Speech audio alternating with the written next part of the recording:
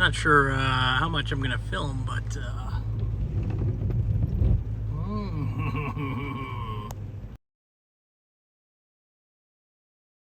Morning, welcome back to the channel. This is Dean of Machines. I'm Dean, your host of Dean of Machines, where we do stuff with old Volvos.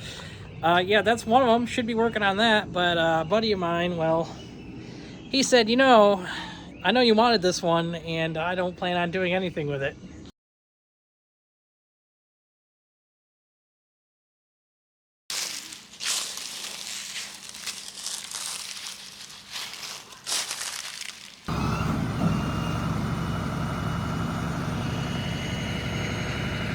I'm mad at you. You're stealing the one car I wanted. Just what I need. Yes, another project, right? Project, Yeah, that's what we all need. So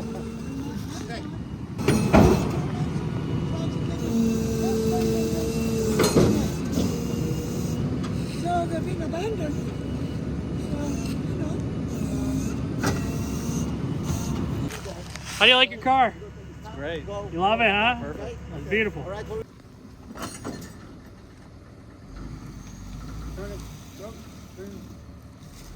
Turn it right. Yeah. Hard right. Hard right. That's a little bit good.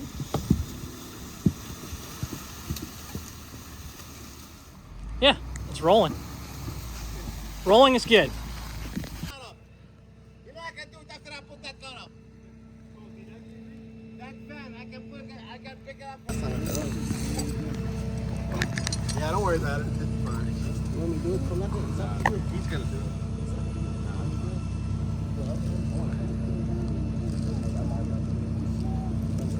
it. Looks real good. I'm jealous, Mike.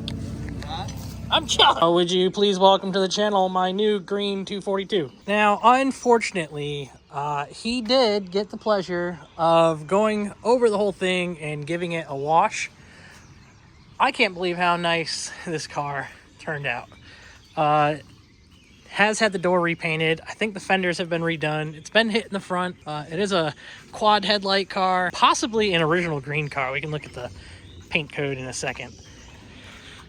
But rockers are pretty good. Floors are not great. This one got a fiberglass patch at some point and then caused the rest of the floor to rust. So we got a little bit of metal work to do, but it did come with new sheet metal for the floors. It's got the old magical shifting box in it, so cool. It's an M46, which is great. Oh, came with a DCOE intake. Wouldn't it be convenient if I had DCOEs just laying around ready to go in something? Probably 125, maybe 225,000 miles. We don't need to turn the key, pull the old plunger there. I wonder what that is. Cut. What's cool about this car is it should be a B23. So it's promising. The distributor's out of it. We'll have to try and find a distributor for it. Typical rust around the battery tray. Yeah, is what it is. So it's missing the ignition box, missing the shooty roundy electrical thing that goes in it, you know. Has a dipstick, so have oil. Has oil, smells oily. So that's not, it's not too bad. According to this, it's 141 cubic inch. So 141 cubic inch is just over 2,300 cc's. So that should, in fact, be a B23. Now, we do need to find the correct goodies to go in there. I wonder what ignition box went in there. And of course, you know, everybody and their sisters flying overhead right now, but we'll deal with it. All right. Weather strips are really a little goofy. keeps getting caught on the hinge, which I'm not familiar with that being an issue ever, anywhere. Interior pieces. We got panels, we got fan ducting. Let me dig around, see if I can find a distributor. Unfortunately, there is no distributor in here. I could probably steal that one. This one, being a B23, also has the stupid ignition box that nobody likes, let's be honest. This distributor should be the one I need. Should be. I'm just gonna follow some wiring. Give me a minute, I'll be right back. So, I don't think the distributor I have in the 84 over there is the correct one for this car. I do have a points distributor that can go in this, and then potentially we can just put, you know, DCOEs on this, huh? No? Maybe? Does this have the block off plate for the fuel pump? It does. Potentially I could make it a mechanical fuel pumped DCOE car. That's something to consider. I'm fairly certain this takes its crank signal from the distributor, and I don't have a distributor that has that plug ready to go. I might on the blue 242, which I wonder if it's worth taking a trip out to go look at that car, rob parts off of it. So it's quickly looking like the wiring harness is totally roached. The distributor lead is incorrect. Alternator is missing off of it. It's got a new fuel pressure regulator, which is interesting to see. The inside the intake here, inside the valve cover there, that's not too bad.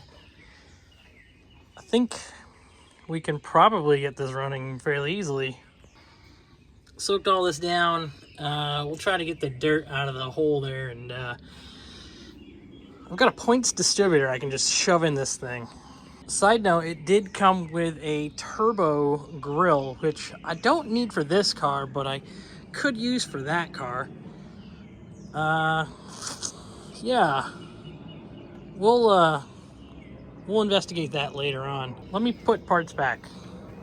You know, just keeping the parts safe. Just store them wherever. All right, trying to fit this non-turbo grill in here. I'm noticing we got a little bit of a crushed bit in here. It's hardly noticeable, kinda ish. I've got parts cars that I can take that out of, but for now I think we're just gonna leave that because I want to get it running. All right, got a little fluid down in there. Work the tap around in the threaded hole. We need to figure out where top dead center is on this sucker. And I guess we gotta pull a spark plug. Plugs on this thing are actually pretty good. A little bit of white speckling, which tells me it might have been lean. But there's really no telling with something that's been sitting. That could just be corrosion or some other goodness. We'll squirt a little oil down the holes here and see what we can do. Chucked a battery in it because, let's face it, I'm out of control. What are the chances it turns with a key, huh? Huh? Huh? Oh, there's no key in it. Who took the key? I did. It was me. The key's in my pocket. Sorry. Got him. Reaching on. I'll reach on in here. I got the keys on.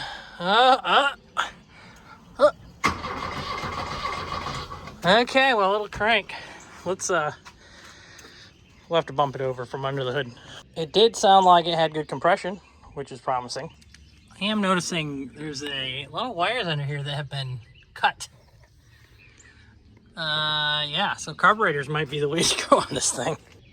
All right, from under the hood, we got our homemade, Lone Wolf 9000 or whatever. What's all that noise? Something's loose. Something loose clanking around. I don't know why that's loose. There's a crank bolt in it. We're not gonna worry about that right now. Let me find TDC. This is the correct distributor cap for a points distributor. As you can see, it's had a bit of a hard life, and I just had to dig it out from the back of my garage, but it should still work. All right, now with a hodgepodge of wiring, some old plug wires that I have, a brand new coil wire from the Blue Amazon. Thank you very much. We should run a hot to the starter and then spray the house down, or give it a little starting fluid, see if it'll fire, you know. Okay, judging by the sparks, this coil's hot. Let's get some juices in it. Okay, vidge is rolling, right?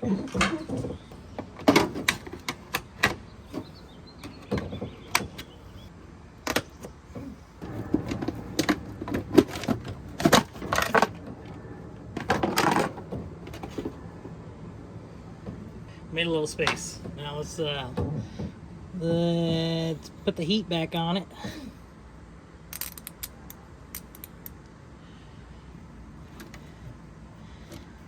Get our Cranky Puff Jr. going. Okay, so she's cranking.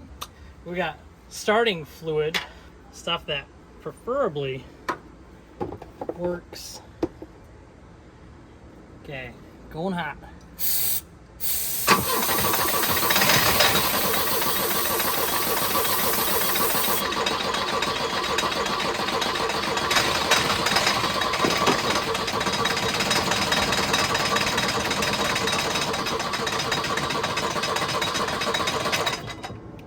That crank pulley is so damn noisy.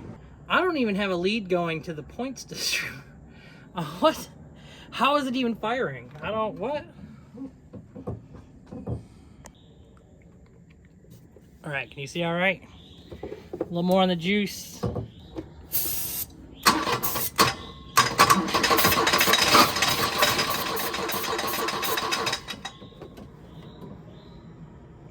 Well, that's neat.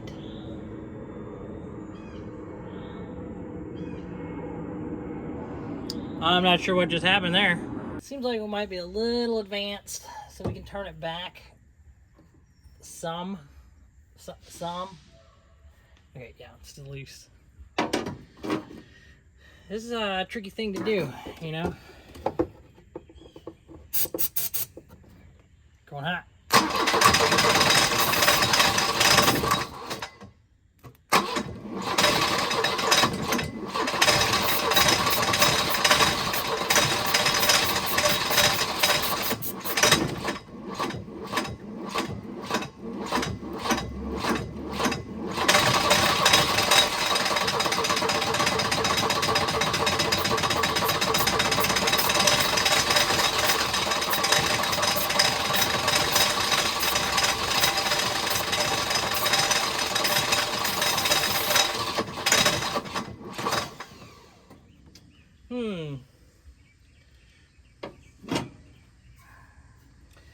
Still too far advanced, I think. Could also be 180 out.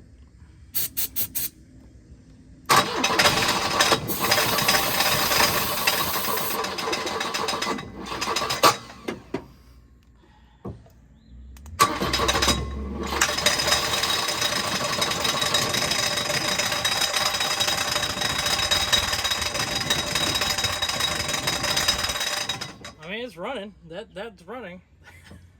We gotta do something with that crank pulley though. Alright, let's try this again. She's hot. She's ready to go.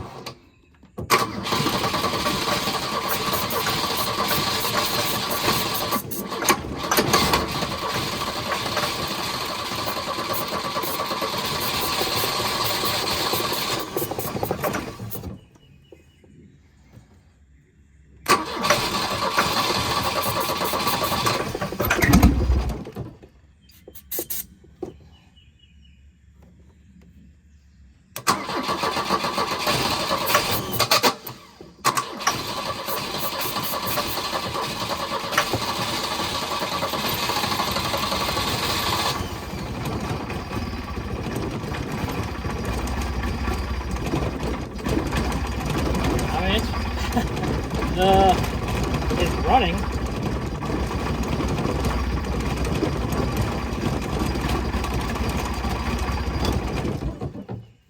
I don't know if you want to call that running, but it runs. It's not knocking or anything.